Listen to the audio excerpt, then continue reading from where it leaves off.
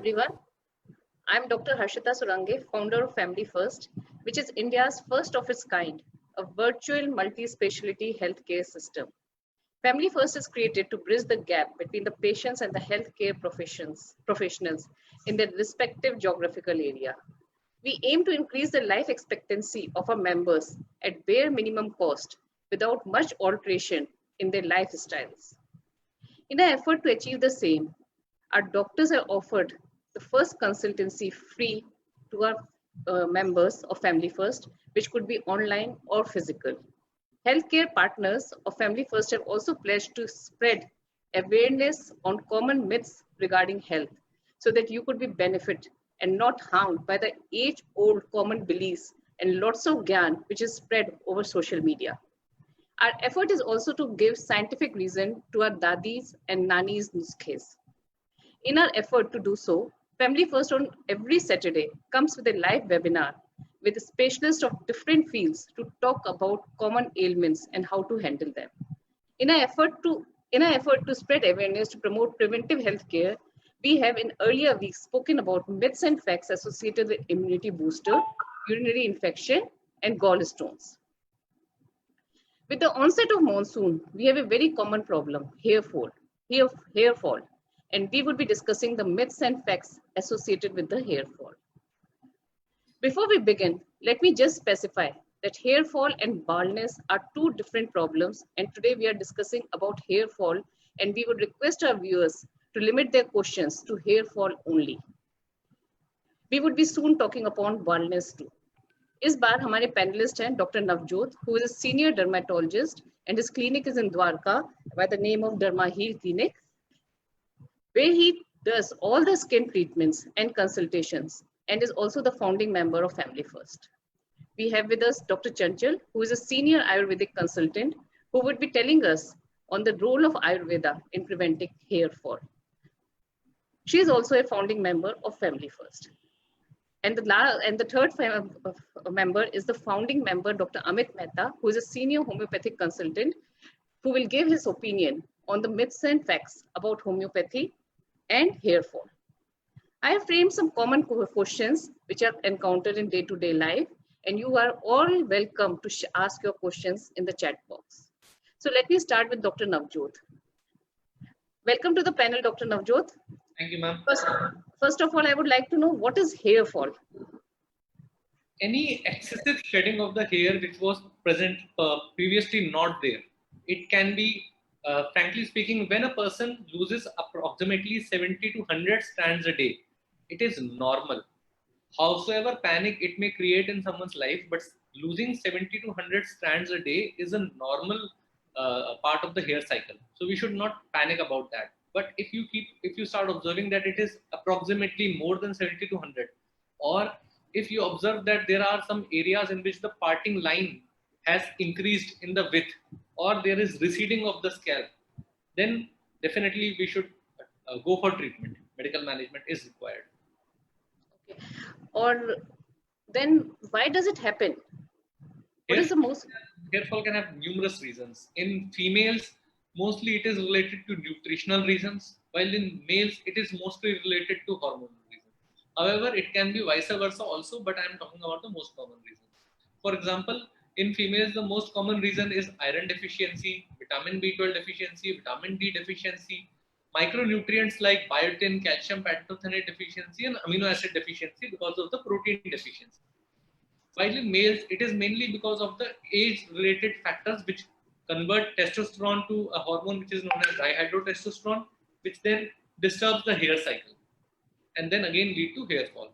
So when a male patient comes to us, and we definitely think about more on the hormonal and the genetic basis, while a female patient comes to us, we first try to rule out the nutritional causes and then only we move on to different causes.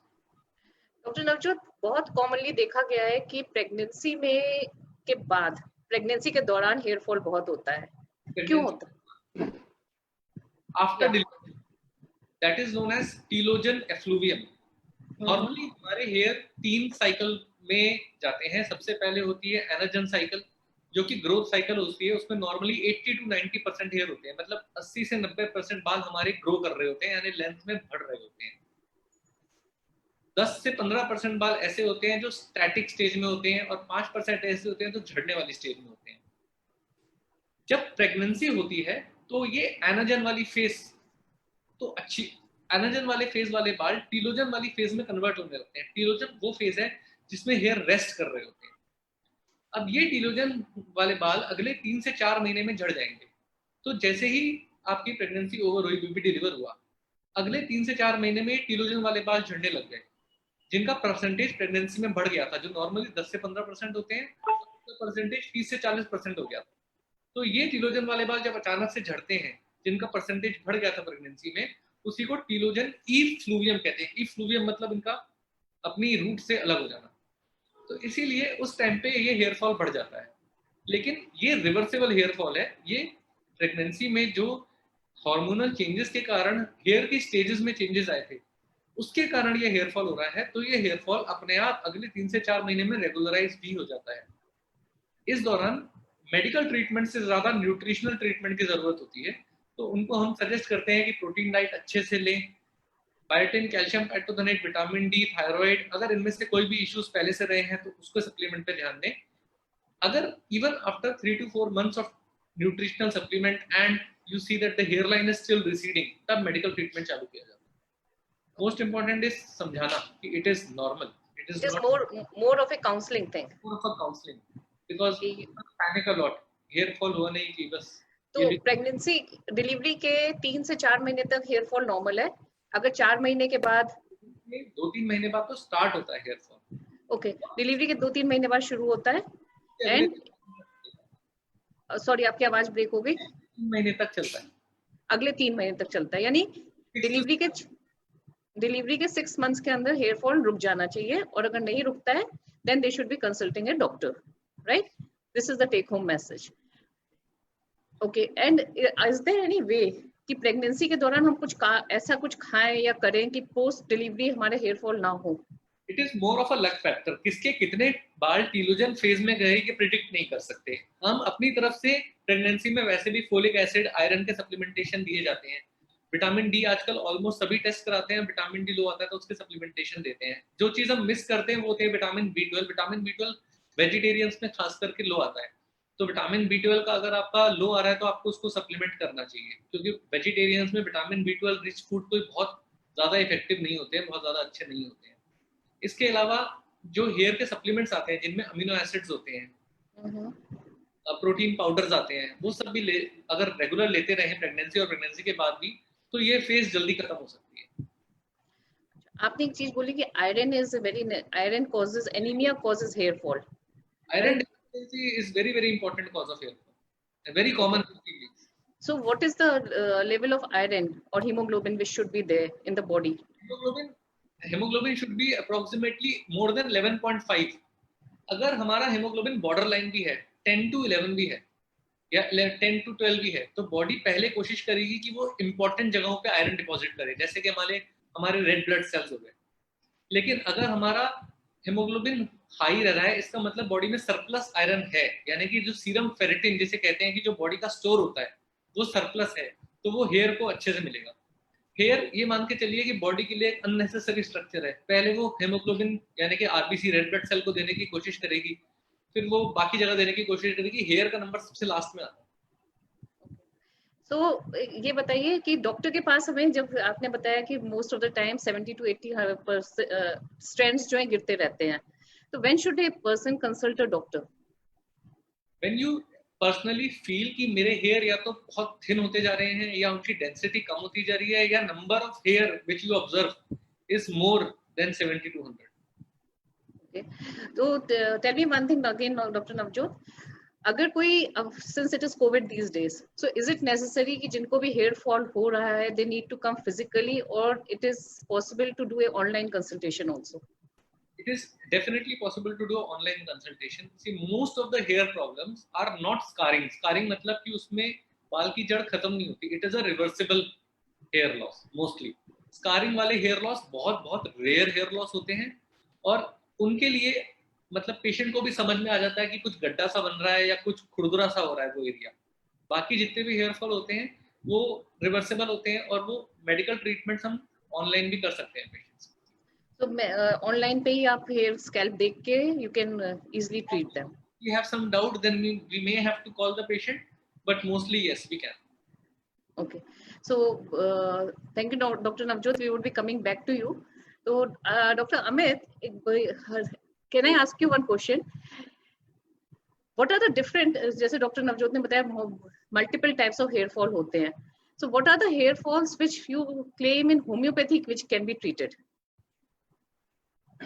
As doctor Navjot ने कहा कि there are different type of hair जो इनका है, तो इसमें जैसे alopecia का है, होम्योपैथिक में बहुत अच्छा ट्रीटमेंट है, और जैसे इन्होंने टेलोजन की बात की है जो प्रेगनेंसी के टाइम पे होता है, that is also treated with homeopathy. और इसके डिफरेंट क्राइटेरिया हैं. हम ह्यूमन बॉडी के हिसाब से भी ट्रीटेड, मैंने पहले भी आपको एक बार बताया था कि हम लोग माइंड की कैरेक्टरिस्टिक्स से चलते हैं, होम्योपैथिक माइंड की कैरेक्टरिस्टिक्स है, तो हम इसको उस हिसाब से देखते हैं कि इसके जो पीछे वजह क्या रहती है, whether they are heredity aspects are there और नॉट, और क्या इसमें उनकी जो डाइटरी, जब भी बात की डॉक्टर नवजोत ने कि डाइटरी उनकी कैसी है, तो उस चीज़ों को देख के हम सारा ट्रीटमेंट देखते हैं. ओके. एंड ऐसा हर जना चाहता है कि हमारे शाइनी लस्टरस थिक बाल हों, तो होम्योपैथी में इसका क्या मतलब, कैन यू मेक कि हेयर फॉल तो ठीक है आपने बोला कि आप रोक सकते हैं, how about increasing the density and the thickness of the hair? देखिए, फिर वही बात आ जाती है कि डेंसिटी और थिनिंग ऑफ हेयर्स और जो हेयर फॉल है उसके लिए हमारी सबसे पहले डाइट बहुत सबसे जरूरी है. फिर हमारे बेसिक अलाइनमेंट्स क्या क्या आते हैं, whether we are suffering from any kind of bronchial allergy, whether we are suffering from sinus, whether we are having any kind of rhinitis allergy, एक फिर हेरिडिटी की बात करते हैं, या we are having thyroid, या बेसिक हम अगर उसकी बात करें कि हेयर फॉल का है, उनका स्ट्रेस लेवल क्या है, तो वो सारी चीज़ें देखे. क्या किसी पेशेंट को जैसे कैंसर होता है, कीमोथेरेपी करते हैं तो बाल झड़ जाते हैं, तो उन चीज़ों को भी हम साथ में देखते हैं. उनका बीपी का मॉनिटरिंग है, और सारी चीज़ों को काउंट किया जाता है, उनके पूरे बॉडी एस्पेक्ट को काउंट किया जाता है, उनके स्ट्रेस लेवल को, मैनेजमेंट को देखा जाता है. जो उनका डिप्रेशन लेवल है, आजकल आपको पता है कि कोविड के अंदर सब घर बैठे हैं, तो उसको भी हम सबसे बड़ा पहले देखते हैं. और जहाँ तक उन्होंने डॉक्टर नवजोत ने कहा कि 10 to 50 to 80% जो ये गिरते हैं बाल, तो हम उसको मेजर काउंट हम नहीं देखते कि ठीक है 10, 15, 20 बाल तो हमारे तकिए पे भी गिर जाते हैं, हमारे कई बार हमारे कोम से करने से भी हो जाता है. That is not a big major issue. And जहाँ तक लस्टर और थिनिंग और जो उसके टेक्सचर की बात है, yes definitely homeopathic has certain medicine which improves your texture, which improves your hair growth and strength of your hairs, strength of your scalp basically. Okay. और कितना समय लगता है, अगर मैं आपसे पूछूं कि प्रेगनेंसी इंड्यूस्ड हेयर लॉस अगर है तो कितने समय में? देखो, टेंटेटिव उसका कितने समय करके बताना, कितना टाइम लगता है वो कहना बड़ा मुश्किल होता है. 3 महीने से साल भर लग जाता है, 6 महीने भी लग जाते हैं. पेशेंट कितना रिस्पॉन्ड करता है आपकी मेडिकेशन के ऊपर, कितना वो उसको हार्डली एक्सेप्ट करता है मेडिसिन को, तो दैट डिपेंड्स. बाकी 3 से 6 महीने हम जनरली लेते हैं, तो उसमें ठीक हो जाता है. ओके.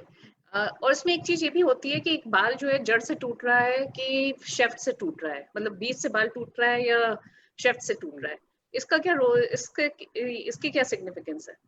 इसकी सिग्निफिकेंस इस तरह से है कि एक तो हम फॉलिकल्स देखते हैं जो जड़ से हमारा निकलता है, आगे वाइट जड़ होती है, हम देखते हैं. एक हमारे बीच में से टेंटेकल्स निकल जाते हैं, तो वो होता है जैसे हमारे में प्रोटीन की डेफिशिएंसी होती है, जैसे बायोटिन हमारी बॉडी में एक्सेप्ट नहीं कर रहा है, उसके वजह से भी रहता है. तो उसके लिए certain medicine are there, supplements का भी हम लोग इस्तेमाल करते हैं, और होम्योपैथी की कुछ ऐसी सर्टेन मेडिसिन हैं जो हम अप्लाई करने के साथ साथ खाने के लिए भी देते हैं, जिससे कि हमारा स्कैल्प हेल्दी हो जाए. कुछ शैम्पूज आते हैं या ऑयल आता है या हमारे में टिंचर्स आते हैं, मदर टिंचर्स जिसे हम बोलते हैं, तो वो चीज़ें अप्लाई करने के साथ साथ उसका फर्क पड़ता है. अच्छा, thank you, Dr. Amit. We will come back to you with few more questions. Now, can I ask Dr. Chanchal कि डॉक्टर चंचल, आपने सुना कि प्रेगनेंसी इंड्यूस्ड, हार्मोनल इंड्यूस्ड, ये सारे टाइप से हेयर लॉस होते हैं.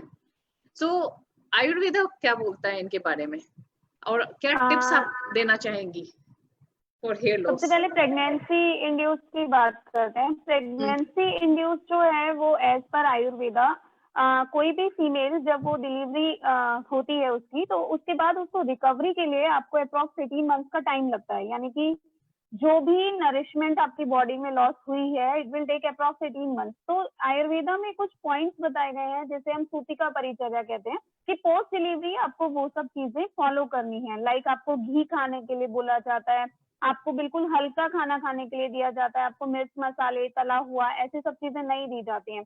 तो ये जो कंसेप्ट है, जो पहले से चला आ रहा है कि आपको वो सब चीजें जो पोस्ट डिलीवरी हमें दी जाती हैं, अगर हम उनको खाते हैं, उनको फॉलो करते हैं, तो बहुत कम हमने ऐसा देखा है कि ऐसी फीमेल्स को कुछ भी ऐसे इश्यूज होते हैं। अगर उन्होंने डिलीवरी से पहले यानी कि अपने एंटीनेटल पीरियड में आयरन, कैल्शियम या जो भी नरिशमेंट के लिए चीजें दी गई हैं वो सब फॉलो की हैं, और पोस्ट डिलीवरी ऑल्सो कुछ आयुर्वेद में मेडिसिन दी गई हैं, जैसे दशमूला रिष्ट बताया गया है, या हेड मसाज करने के लिए बोला गया है, अभ्यंगम का बहुत इंपॉर्टेंस बताया गया है। तो ये जो अभ्यंगम होता है, क्योंकि पोस्ट डिलीवरी वात प्रकोप बहुत ज्यादा होता है, तो जब आप पोस्ट डिलीवरी हेयर फॉल को अगर नोटिस करेंगे, तो उन केसेस में ज्यादातर जो हेयर फॉल होता है वो फीमेल कंप्लेन करती है कि बॉडी ड्राई रहती है, हेयर्स ब्रिटल हो जाते हैं, हेयर्स फ्लेकी हो जाते हैं और बहुत ही जल्दी टूट जाते हैं, इन बिटवीन से ब्रेक होते हैं। तो that can be differentiated.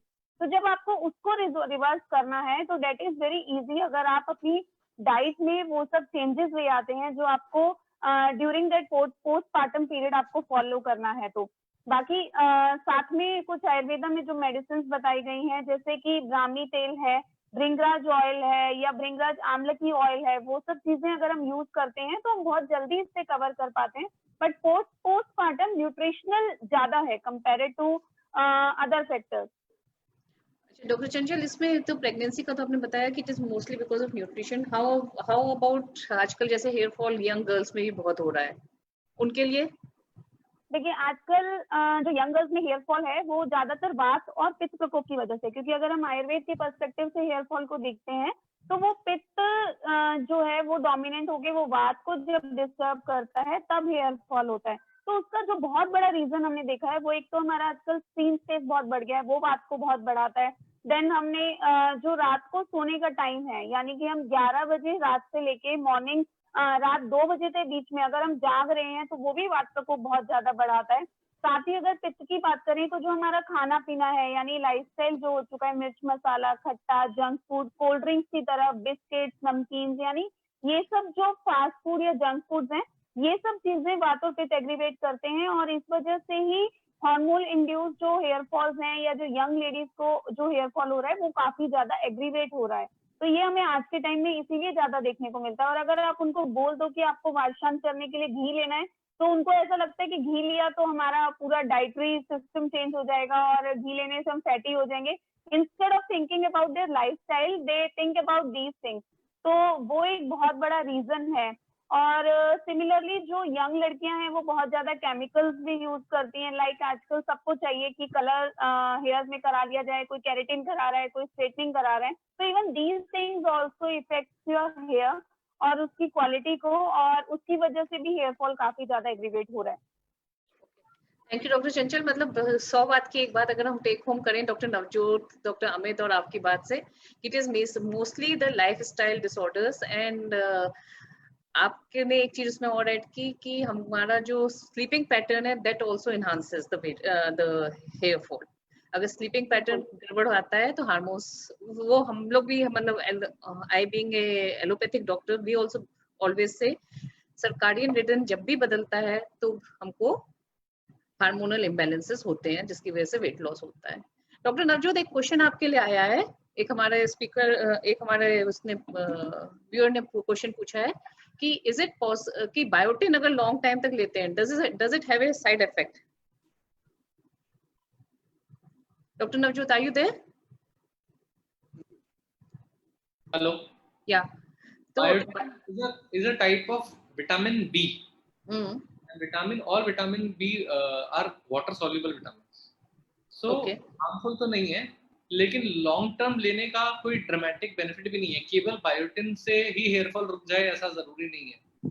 Biotin supplements are selling like anything nowadays, but केवल biotin is not the main answer. अगर आप बायोटिन ऑलरेडी 3 महीने ले चुके हैं और फिर भी हेयर फॉल नहीं रुक रहा है तो आपको इवैल्यूएशन के लिए जाना चाहिए। तो 3 महीने बायोटिन का कोर्स जनरली अगर लोग खा रहे हैं तो 3 महीने तक खाना चाहिए, और अगर नहीं रुक रहा है then they need to consult. का ज़्यादा सेंस नहीं बनता है। हमें बायोटिन जो काम कर रहा है वो अमीनो एसिड्स को एसिमिलेशन का काम कर रहा है। अगर हम अमीनो एसिड नहीं ले रहे हैं, अगर हम प्रोटीन डाइट अच्छी नहीं ले रहे हैं, हम केवल बायोटिन लिए जा रहे हैं, तो बायोटिन अकेला कुछ खास कर नहीं पाएगा। बायोटिन इज अ को फैक्टर, वो बाकी चीजों को असिमिलेट करेगा, पर वो बाकी चीजें भी तो होनी चाहिए ना। ठीक है, thank you doctor Navjot. Then there is another question कि my hair is thin and I have PCOD problem also, any tips to tips for a healthy hair? PCOD में मोस्टली एंड्रोजन एक्सेस होने लगता है, मतलब मेल हार्मोन्स का action ज्यादा होने लगता है, इसीलिए उनमें एक तरीके का मेल पैटर्न एलोपेशिया यानी कि एंड्रोजेनेटिक एलोपेशिया होने लगता है। तो पीसीओडी के पेशेंट्स को सबसे पहले तो पीसीओडी को कंट्रोल में करने के लिए वेट लॉस की हमेशा कोशिश करते रहनी चाहिए। अब चाहे वो जिम से करें चाहे वो डाइट से करें, बट वेट लॉस करना बहुत जरूरी है। वेट लॉस के साथ साथ प्रोटीन डाइट नहीं कम होनी चाहिए, प्रोटीन डाइट अच्छी रखनी चाहिए जिससे कि आपको हेयर को न्यूट्रिशन मिलता रहे। इसके अलावा अगर इनका पीसीओडी वेल कंट्रोल नहीं है, या पीसीओडी के और भी फीचर्स हैं जैसे कि फेस पे हेयर आना, जैसे कि एक्ने ज्यादा होना, तो ऐसे में हमें हार्मोनल मेडिसिन देनी पड़ती है, जिनमें से एक होती है स्पाइरोनोलैक्टोन। वो मेल हार्मोन्स का action on face and scalp कम कर देती है, तो उससे उनके हेयर की थिनिंग और हेयर फॉल की प्रॉब्लम कम हो जाती है। इसके अलावा जो रूटीन हेयर लॉस का ट्रीटमेंट है वो तो चलता ही चलता है। Thank you doctor Navjot. Doctor Chanchal, एक क्वेश्चन आपके लिए है, role of oils. Ayurveda is known for oils, what is the role of oils for hair loss? देखिए, ऑयल जो है वो करेक्ट बहुत ज्यादा इम्पोर्टेंस रखता है, बिकॉज वो ऑयल आपको नरिशमेंट देता है। ये वो आप ऑयल में doctor Chanchal, sorry to interrupt, ये आप लोकल ऑयल की बात कर रही हैं, खाने वाले ऑयल की बात कर रही हैं?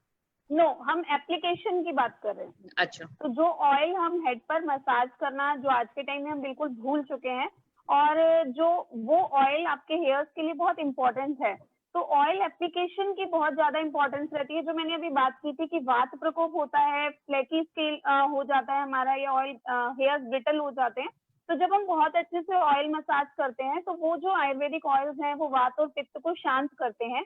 आपके हेयर फॉलिकल्स में रूट के थ्रू वो अंदर एब्जॉर्ब होते हैं और वहां पर ब्लड सर्कुलेशन को एनहेंस करते हैं, तो आपका हेयर फॉल कंट्रोल होता है। साथ में ही ऑयल का इंटरनल इंटेक भी एक दिन में एटलीस्ट 1 टीस्पून, अगर जैसे बारिश का सीजन अभी आ रहा है तो उस टाइम पर भी होना चाहिए, क्योंकि ऑयल वात शमन करता है। तो जिन भी केसेस में ब्रिटल हेयर्स रहते हैं, या स्केली स्किन रहती है, या फ्लेकी स्किन रहती है, और ड्राई रहते हैं हेयर्स, ऐसे केसेस में आपको ऑयल अप्लाई करना चाहिए। और ऑयल ज्यादातर जो भी पेशेंट्स हमारे पास आते हैं वो ऐसा बताते हैं कि जिस दिन हमें हेड वॉश करना है, a day before night they apply oil.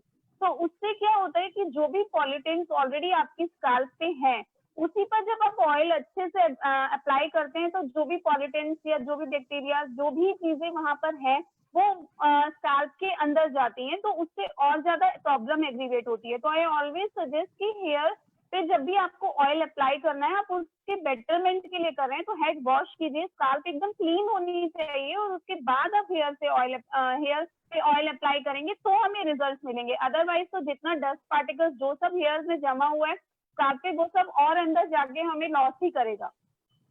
Thank you doctor चंचल, ये बहुत अच्छा पॉइंट आपने बताया है कि हेयर फॉल, अरे ऑयल जो है हमेशा क्लीन स्कैल्प पे लगाना चाहिए। और कल मेरी डॉक्टर अमित मेहता से भी बात हो रही थी, उनका भी यही वो था कि रात भर तेल लगाने की जरूरत नहीं होती है, 2 से 3 घंटे, और minimum of even 30 to 40 minutes is good enough for an oil application. 30 minutes is more than enough. 30 minutes is more than enough for any oil. तो आजकल ये जो जितने ऑयल्स आ रहे हैं, coconut oil, Brahma oil, castor oil, all these oils. So what do you recommend? Is it by you have to examine the scalp and then recommend the oil, or you can just say a single oil can cover everything? हम लोगों ने south Indians को देखा है, वो coconut oil apply करते हैं, that is always good. तो अगर आपको जनरली अप्लाई करना है तो आप कोई भी ऑयल, कोकोनट ऑयल आप अप्लाई कर सकते हैं। लेकिन अगर कुछ इश्यूज हो रहे हैं, लाइक स्कैल्प रिलेटेड कुछ इश्यूज हैं, हेयर लॉस रिलेटेड कुछ इश्यूज हैं, तो आपको रिकमेंडेशन के हिसाब से यूज करना चाहिए। देन ऐसा नहीं होना चाहिए कि जो हमने गूगल किया या जो हमने यूट्यूब पे देखा या किसी ने हमें बता दिया कि मेरा ये ऑयल यूज करने से कंट्रोल हो गया तो आप भी यही कर लो, ऐसा नहीं करना चाहिए। Yeah, that is again a very nice point, and Dr. Navjot and Dr. Mehta will also, I think, agree with the same point कि सारी पैथीज यही बता रही हैं कि ऑयल को कम लगाना है, बट लिमिटेड टाइम के लिए लगाना है, and there are medicated oils which can actually prevent the hair loss and are actually good for the hair. In case अगर आपका strength fall ज़्यादा हो रहा है, then you should definitely consult your doctor rather than keep waiting and going through the YouTubes and googling it and taking the treatment. क्योंकि ऐसा हो सकता है कि आपको कुछ specific treatment या specific requirement की जरूरत हो. So there is no harm in consulting a doctor. So next question ये है कि मैंने if premature hair graying is very very common these days. So what is your recommendation? Is there anything which can be done to prevent premature hair graying? बिल्कुल कर सकते हैं। अकाल पालित्य बोला गया है इसे आयुर्वेद में कि जो भी आपके समय से पहले, एक आपका है कि एज रिलेटेड हेयर ग्रेइंग हो रही है और एक है कि 30s में आपको हेयर ग्रेइंग होने लगी है। तो सबसे पहले आपको, जो हमने अभी बात करी, लाइफस्टाइल पे ध्यान देने की जरूरत है कि आप ज्यादा रात भर जाग नहीं रहे हैं, बहुत ज्यादा जंक फूड्स या फैटी फूड्स नहीं खा रहे हैं, और साथ में आप जो भी स्पाइसी और खट्टी चीजें हैं, ऐसी चीजों का ज्यादा सेवन नहीं कर रहे हैं। अगर हम ये सब कंट्रोल कर लेते हैं और उसके बाद हम अपने कुछ ऐसी मेडिकेशंस आयुर्वेद में बताई गई हैं, कुछ ऐसे मास्क बताए गए हैं, ऑयल्स बताए गए हैं, जिनको हम अप्लाई करते हैं, तो हम उसका फर्दर एग्रीवेशन रोक सकते हैं। आई एम नॉट सेइंग कि जो ऑलरेडी ग्रे हो गए हैं वो वापस से ब्लैक होंगे, लेकिन आप उसका फर्दर एग्रीवेशन रोक सकते हैं, यानी ज्यादा वो वहीं पर रुक जाए और उससे ज्यादा आपकी व्हाइटनिंग ऑफ हेयर्स या ग्रेइंग ऑफ हेयर्स नहीं होगी। Okay, thank you doctor Chanchal. And doctor Navjot, एक क्वेश्चन आपके लिए आया है। I take eggs and sprouts almost every day, should I take folic acid और something else as my hair fall is not stopping? And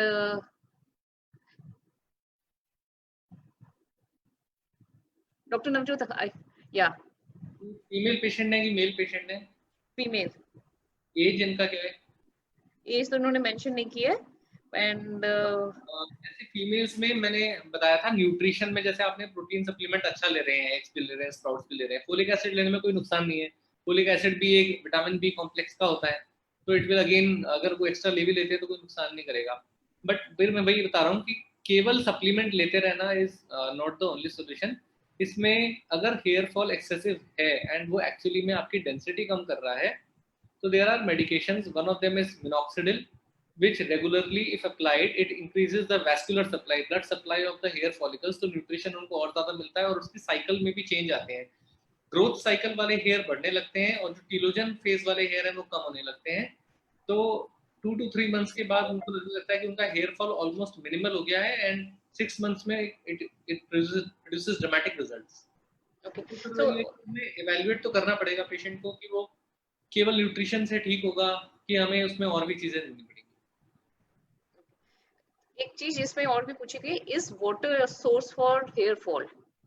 sorry, hard water से intertangling बढ़ जाती है हेयर्स की। हार्ड वाटर से स्कैल्प में dandruff होने के चांस बढ़ जाते हैं और हार्ड वाटर से हमारा जो नॉर्मल केराटिनाइजेशन है वो थोड़ा सा हैम्पर होता है। तो yes, it can cause hair fall. And is there any TDS which should be maintained to prevent hair loss? आजकल आरओ वाले भी बहुत एडवर्टाइज कर रहे हैं कि हमारे पानी से हेयर फॉल रुक जाता है। फ्रैंकली स्पीकिंग, एक्चुअली केवल अगर आप फिल्टर वाला पानी भी लगा देते हो, द्वारका में स्पेशली जो हम बात कर रहे हैं दिल्ली द्वारका में, इतना खराब टीडीएस नहीं है कि आपको आरओ वाला वाटर यूज करना पड़े। Thank you, Dr. Navjot. That would save a lot of people from buying a softener for hair wash. आपकी इस बात से। Okay, then Dr. Chanchal, आपके लिए क्वेश्चन है, is applying henna good for hair? Yes, it's good for hair because एक तो आप जो भी केमिकल्स यूज कर रहे हैं उससे आप बच जाते हैं। अदर देन दैट, हिना जो होती है वो बहुत ज्यादा पित्त शमन करती है, यानी ठंडी होती है, तो वो आपका प्रीमेच्योर ग्रेइंग ऑफ हेयर्स को बहुत अच्छे से कंट्रोल करती है। और अगर आप हिना यूज कर रहे हैं तो आई वुड सजेस्ट आप उसमें थोड़ा सा हिबिस्कस के फ्लावर्स भी ऐड कर सकते हैं और कोकोनट मिल्क उसमें ऐड कर सकते हैं, तो वो आपके हेयर्स को ज्यादा लस्ट्रस और शाइनी भी बनाएंगे। पर अगर हिना यूज करने से लोग बोलते हैं हेयर ड्राई भी बहुत जल्दी होते हैं। अगर हीना को आपने ठीक तरीके से यूज किया है तो नहीं होंगे। दूसरा, कितना केमिकल वाला हीना हमें मिलता है वो एक बहुत बड़ा रीजन है। तो आप उसमें आंवला डाल सकते हैं, आप उसको उसमें थोड़ा सा कॉफी पाउडर डाल सकते हैं, और चुकंदर के जो पीसेस हैं उसको आप डाल सकते हैं। यानी आप नॉर्मल पानी में बॉईल ना करने मिक्स करने की बजाय चुकंदर के पानी में आप उसको अगर मिक्स कर लेंगे तो ऐसे इश्यूज नहीं आते हैं। हीना अगर अच्छी है तो कभी ऐसा प्रॉब्लम्स नहीं आते। तो ये अच्छी हीना कैसे पता चलता है? Organic henna we can use.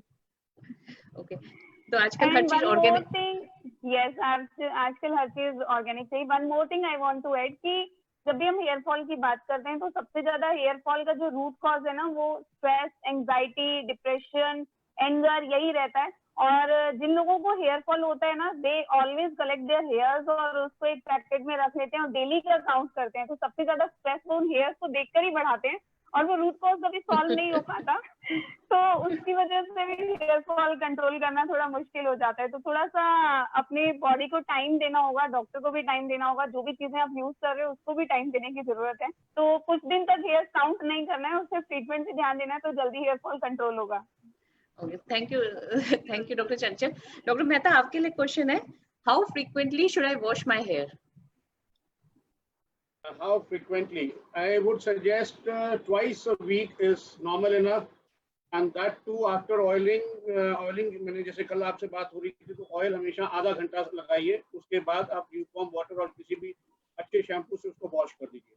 Beside that आप कोई भी, जैसे हमारे होम्योपैथिक में आती है R89 जर्मन ड्रॉप्स आते हैं, you can take that also and you can apply on the scalp also, so that कि जो उसका ब्लड सर्कुलेशन है, जो स्कैल्प के ऊपर लाइनिंग्स आ जाती हैं, उसको भी क्लियर करता है। तो वो आप उसको कर सकते हैं, और वॉश इस तरह से आप हफ्ते में 2 बार करिए तो बेटर रहता है, रादर देन डेली वॉश करने से कोई फायदा नहीं। ओके, एंड अगर आप डॉक्टर नवजोत, एक when do you prescribe the medicated shampoos? एक जो आजकल बहुत सारे शैम्पूज चल रहे हैं, anti dandruff shampoo, how effective are they? Should they be used, or should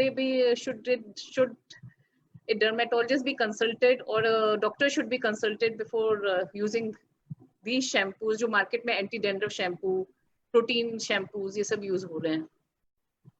अगर आपको हल्का फुल्का डैंड्रफ है तो आप OTC वाले एंटी डैंड्रफ शैम्पू यूज कर सकते हैं, जिसमें कि मेनली कीटोकोनाजोल 1 या 2% होता है। बट अगर आपका उनसे डैंड्रफ कंट्रोल नहीं हो रहा है, then you have to consult a dermatologist, क्योंकि कई बार जो हम डैंड्रफ समझ रहे होते हैं वो एक्चुअली में स्कैल्प सोरियासिस होता है।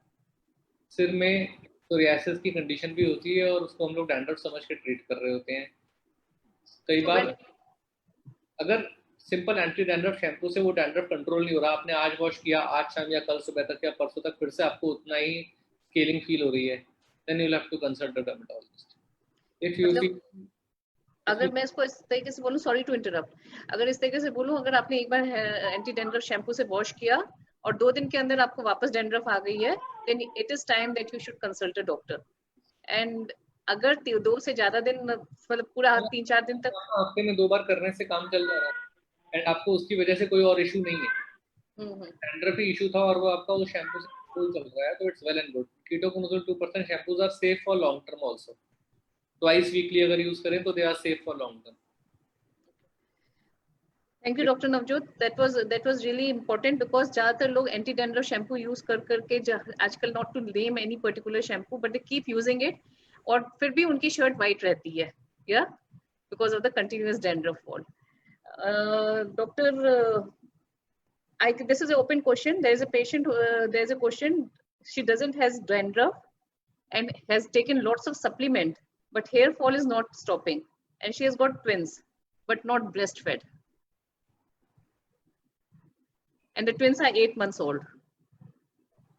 What next? She is not breastfeeding them, and the twins are 8 months old. It means she may be still in the telogen effluvium phase. So if the hairline is receding or the parting line is increasing, then she'll have to go for proper treatment, proper medical treatment. Okay. Is she on supplements? She is taking lots of supplements also. Lots of supplements is a very non-specific thing. Yeah, this is what कि biotin भी आजकल, biotin का तो जैसे वो है ना, fashion हो रखा है. Maybe she requires a personal approach. The first free consultation would be a good thing for her. Yeah. So I would suggest all those who have asked questions that if you are a Family First member, you could take free consultations, first free consultation with any of our panel doctors, and it can be online or offline, and they would be very happy to assist you. Dr. Chanchal, another question for you is lots of मेथी, आजकल मेथी का use बहुत लोग करते हैं, YouTube पे बहुत दिखाते हैं कि मेथी लगाओ, मेथी लगाओ, मेथी का पानी पियो. So how is methi effective? मेथी का इंटरनल इंटेक तो आई वोंट सजेस्ट कि आप हेयर फॉल में कीजिए, बट यस मेथी का पेस्ट बनाकर उसका मास्क आप डेफिनेटली लगाएंगे तो आपको बहुत अच्छे रिजल्ट्स मिलते हैं, क्योंकि मेथी में काफी अच्छा अमीनो एसिड्स भी रहता है, प्रोटीन कंटेंट भी अच्छा रहता है. तो मेथी का पेस्ट बनाने के लिए आपको उसको ओवरनाइट सोक करके रखना है. सोक करने के बाद मॉर्निंग में उसको एक अच्छे सा पेस्ट बनाना है. उसमें कोकोनट मिल्क को ऐड करना है और 5 to 7 leaves of hibiscus flower that I told you, उसको आप पे डालना है. और curry leaves are also very good, तो वो भी आप उसमें ऐड कर सकते हैं. तो इस तरीके से कॉम्बिनेशन पेस्ट बनाकर अगर हम उसका मास्क लगाते हैं हेयर पे और उसको एटलीस्ट सेमी ड्राई होने तक उसको रखना है, और उसके बाद हल्का सा वाटर लेके उससे अगर हम रब करके क्लीन करते हैं तो it will help a lot. तो उसे बेसिकली हमें स्काल्प पे अप्लाई करना है और स्काल्प बहुत ही अच्छे से क्लीन होनी चाहिए बिफोर अप्लाइंग द मास्क. ऐसा करने से फ्रीक्वेंटली यूज करने से, at least twice a week use करने से हमें अच्छे रिजल्ट्स मिल सकते हैं. Doctor Chanchal, but I still feel कि बिना एक डॉक्टर को दिखाए हुए they should not be using any mask. बिल्कुल किसी भी, क्योंकि बहुत सारे मास्क हमें मिलेंगे कि आप मंडूर चूर्ण मास्क लगा लीजिए, आप फेनुग्रीक मास्क लगा लीजिए, या कोई करी लीव्स मास्क लगा लीजिए. इसलिए इट्स ऑलवेज बेटर कि अपना प्रकृति एनालिसिस कराने के बाद डॉक्टर से कंसल्ट करके ही कोई भी मास्क या कुछ भी फेस अपने हेयर पे अप्लाई करें. आजकल प्याज का भी बहुत फैशन आ रखा है, लोग थोक में प्याज normal actually this is the same thing. जो एक बार कोई करता है तो वो एक चेन बन जाती है. हर किसी को प्याज से हेयर फॉल में रिजल्ट नहीं मिलेंगे. आपको हमेशा देखना होगा कि उसका रूट कॉज क्या है हेयर फॉल का, और वो हर पर्सन का अलग होता है. तो ऐसा नहीं है कि ब्लाइंडली प्याज का रस लगाने से आपका हेयर फॉल कंट्रोल हो जाएगा. Thank you doctor Chanchal for sharing this. In fact आज मेरी मॉर्निंग में डॉक्टर नवजोत से बात हो रही थी, तो he was in fact saying that बहुत सारे लोग प्याज का रस लगा के सर खराब करके उनके पास आते हैं. बिल्कुल बिल्कुल. तो प्याज का रस ब्लाइंडली यूज कर रहे हैं, आप ऐसा यूज नहीं कर सकते. वो बहुत तीक्ष्ण होता है. आपको चाहिए कि आपकी स्काल्प पहले कोई एनालाइज करके आपको बता दे कि आपके लिए ये है या नहीं है. ओके, तो अगर आप कोई भी देसी नुस्खा यूज कर रहे हैं तो आपको you should definitely consult doctor first and then only use those nuskhes whether they are suiting your skin or not. And another question is keratin shampoos. Keratin shampoo का भी आजकल after rebounding and coloring people, the parlor people they recommend कि keratin shampoo use करिए. What is this keratin shampoo and why it should be used? Any one of you can answer. This is an open question. These are basically a good way to sell costly things. Okay. So basically अगर आपको एक अच्छा shampoo use करना है, ये अच्छा shampoo की definition बताइए पहले doctor Navjot. Should be sulfate free, it should be paraben free, and then depending upon your scalp, if you have an oily scalp, then it should have components which are more of water based and not oil based. If you have a dry scalp, it should have components which are more of oil based and not water based. बस इतना ही फंडा है. अच्छा, तो इसमें shampoo के composition में लिखा रहता है? वो तो डॉक्टर समझते हैं कि किस शैम्पू का किस कंपोजिशन के हिसाब से करना है. नहीं तो अगर आप रेगुलर यूजर हो तो आपको भी धीरे धीरे समझ में आने लगता है कि if you have oily scalp and you are using more of an oil based shampoo, and then it will again cause more oiliness and it will again lead to more dandruff. Okay. And दूसरी चीज आजकल hair packs. Okay, first of all ये जो रीबाउंडिंग और hair straightening के बाद बहुत hair fall होता है. रीबॉन्डिंग अलग चीज होती है और स्मूथनिंग अलग चीज होती है. Rebonding is more of a permanent way कि आपने रूट से बाल थे वो सारे के सारे एकदम स्ट्रेट हो गए हैं. रीबॉन्डिंग में केमिकल बहुत ज्यादा यूज होते हैं. रीबॉन्डिंग से तो पक्का है कि ऑलमोस्ट मतलब अगर 100 लोगों ने कराई है तो 50-60% का हेयर फॉल होगा ही होगा. And how long does it last? जब तक वो पूरे के पूरे बाल रिप्लेस नहीं होते. Oh, can take years. Smoothing is more of a temporary process. उसका इफेक्ट 2 to 3 मंथ से ज्यादा नहीं रहता, उसमें उतना सीवियर हेयर फॉल नहीं होता क्योंकि स्मूथनिंग में जो केमिकल यूज होते हैं वो उतने स्ट्रॉन्ग नहीं होते हैं। रीबॉन्डिंग में रीबॉन्डिंग हो रही है, मतलब बॉन्ड्स पूरे तोड़े जा रहे हैं, केराटिन के जो बीच के बॉन्ड्स हैं और फिर उनको इस तरह जोड़ा जा रहा है कि वो इंटरटैंगलिंग ना हो और एकदम स्ट्रेट हो जाए। और स्मूथनिंग में it is more like a temporary thing, तो इसमें इतना ज्यादा ब्रेकेज नहीं होता, इसीलिए उतना हेयर फॉल नहीं होता। And the other thing which I want to ask you is, in fact, this is for Dr. Amit, कि gel creams होम्योपैथी में बहुत आती हैं डॉक्टर अमित। जेल क्रीम्स आती हैं होम्योपैथिक में, but we don't recommend for gel creams to be applied, क्योंकि देखिए जेल से आपका जो फॉलिकल्स है वो बहुत वीक हो जाते हैं। यूजुअली आजकल लोग स्टाइलिंग के लिए, हेयर स्टाइलिंग के लिए लोग जेल लगाते हैं, but I don't recommend for gel. Basically we tend के उसके लाइफस्टाइल को, उसके हैबिट फॉर्मिंग को देख के हम लोगों को उस मेडिसिन से ही क्योर करते हैं, rather than giving these gels is not an solution for hair fall. There are certain mother tincture, जो जबरंडी मदर टिंचर एक होम्योपैथी में आता है, अगर वो आप अप्लाई करें तो आपका टेक्सचर भी अच्छा होता है, हेयर फॉल भी अच्छा रहता है, एंड जो डैंड्रफ आता है due to oiling also, due to non wash of hair also, तो उसमें जबरंडी अगर we mix in this coconut oil, it give you very good results, and your hairs जो उनका luster है बहुत अच्छा होता है, जो thinning है that is also improved with that, and certainly there are shampoo, some oils also only कि जो हम hair growth में देते हैं, rather than gels we don't have, and I don't recommend also gels. Gels is just these gels are just a permanent temporary solution for that. उससे roots भी weak होती है, scalp भी weak होता है, तो वो healthy नहीं है gels apply करना। Okay, thank you, Dr. Amit. And since we are just running over the time, I would request each of you. I would start with Dr. Navjot. Now, Dr. Navjot, any tip or trick you want to give to our viewers before we leave?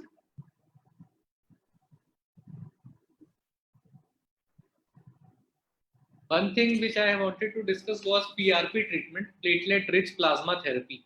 Okay.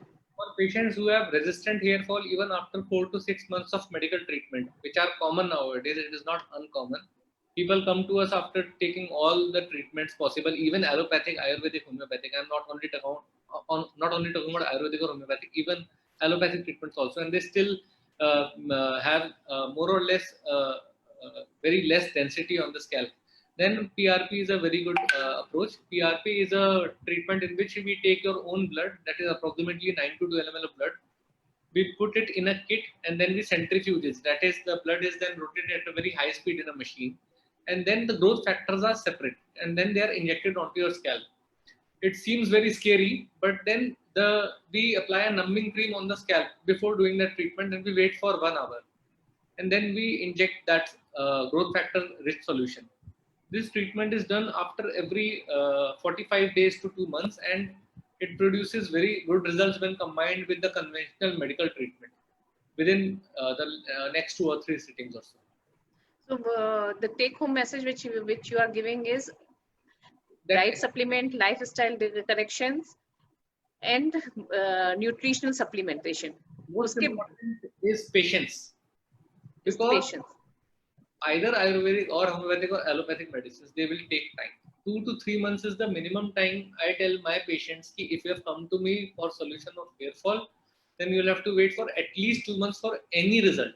Any result. Not even decrease in the hair fall will not even occur in the first 2 months.